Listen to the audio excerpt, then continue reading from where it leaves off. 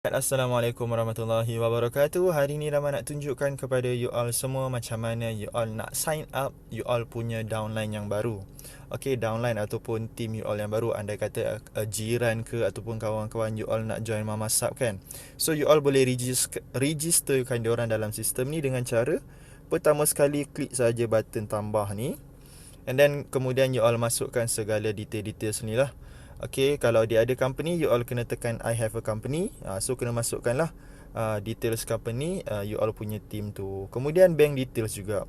Okay, bank details ni adalah diperlukan sebabnya untuk korang buat pembayaran atau untuk HQ buat bayaran kepada kita bila mana kita request withdrawal kita punya commission. Okay, kena letak jugalah you all punya bank statement. Bank statement tu mestilah kena jelas ada nama, kemudian kena jelas nombor akaun dan juga kena jelas bank apa yang digunakan. Details gambar yang you all upload dekat sini mestilah samalah dengan semua detail dekat sini. Okay. Kemudian IC dan juga you all punya selfie. Okay.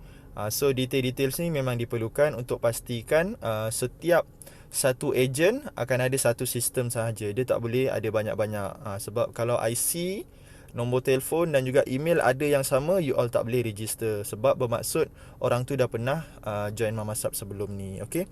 Kemudian you all boleh saja tekan save. Okay.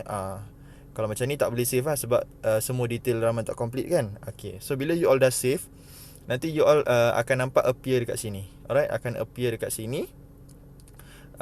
Dan kalau dia dah team dah check semua maklumat betul, dia orang akan dapat email macam ni, Mamasab Reseller Trial System. Mungkin lepas ni Mamasab Reseller System version tu. So nanti dia orang akan dapat lah dia orang punya website link, and then dapat email dia orang dan juga password default. Password ni nanti boleh ditukar.